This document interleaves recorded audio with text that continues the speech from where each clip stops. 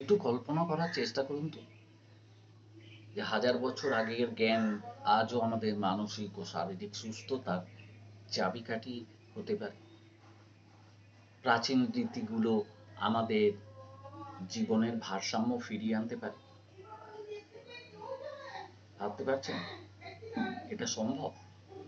আজকের ব্যস্ত জীবনে আমরা দ্রুত সমাধান খুঁজি, কিন্তু সত্যিকারের উত্তর হয়তো আমাদের অতীতেই লুকিয়ে আছে। আসুন আমরা সেই রীতিগুলো অন্বেষণ করি যা আজও আমাদের সুস্থ ও সুষম জীবনযাত্রায় সাহায্য করতে পারে।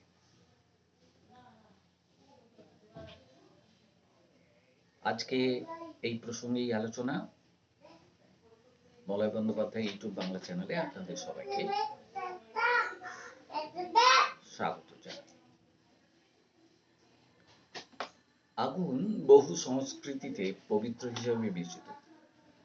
হিন্দু ধর্মে অগ্নিহোত্র করা হয় বাতাস ও মনকে বিশুদ্ধ করতে।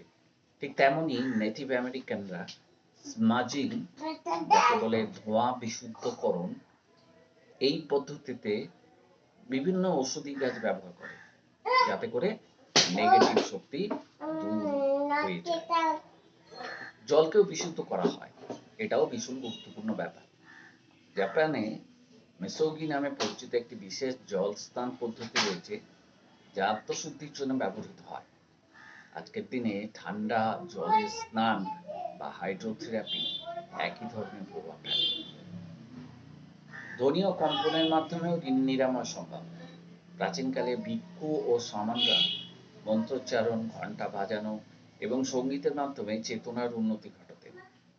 আধুনিক গবেষণায় দেখা গেছে টিবেটিয়ান বোল, বাইনোরাল বিটস ও বৈদিক মন্ত্র মানসিক প্রশান্তি আনতে সাহায্য করে। আপনি কখনো গভীরভাবে কোনো সুর শুনে শান্তি অনুভব করেছেন? এরপর আসি ভেষজ চিকিৎসা ও সুস্থতার ব্যাপার। হাজার বছর ধরে আয়ুর্বেদ, চাইনিজ মেডিসিন এবং অন্যান্য প্রাচীন চিকিৎসা শাস্ত্র, যেমন হলুদ, অশ্বগন্ধা, জিনসেংয়ের মতো ভেষজ উপাদান ব্যবহার করে আসছে। আজকের বিজ্ঞানও এগুলোর উপকারিতা স্বীকার করেছে। আপনি কি সকালে একটি প্রাচীন ভেষজ পানীয় দিয়ে দিন শুরু করতে চান? চন্দ্রের প্রভাব ও আকর্ষণীয় শক্তি। প্রাচীনকালে কৃষিকাজ থেকে শুরু করে আত্মশুদ্ধি রীতি পর্যন্ত চাঁদের গতিবিধি অনুসারে করা হতো। পূর্ণিমা ধ্যান, চাঁদের আলোয় অভিষেক ও চন্দ্রগ্রহণের সময় বিশেষ প্রার্থনা অনেক সংস্কৃতিতে এখনো প্রচলিত। আপনি কি কখনো পূর্ণিমা শক্তি অনুভব করেছেন? প্রাচীন জ্ঞান শুধু ইতিহাসই নয়, এটা আজও আমাদের সুস্থ সুষম জীবনযাত্রার পথ দেখাতে পারে। আপনার সবচেয়ে পছন্দের রীতি কোনটি? কমেন্টে জানান।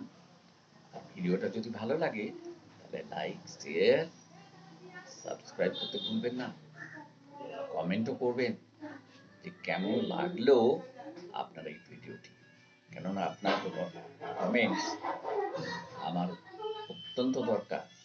তাহলে আমি নিজেকে আরো পরিশীলিত করতে পারবো, আমার ভিডিওকে আরো উন্নত করতে পারবো। মলয় বন্দ্যোপাধ্যায় ইউটিউব বাংলা চ্যানেলে আবার নতুন করে দেখা হবে নতুন কোনো ভিডিও। ততদিন ভালো থাকবেন সবাই।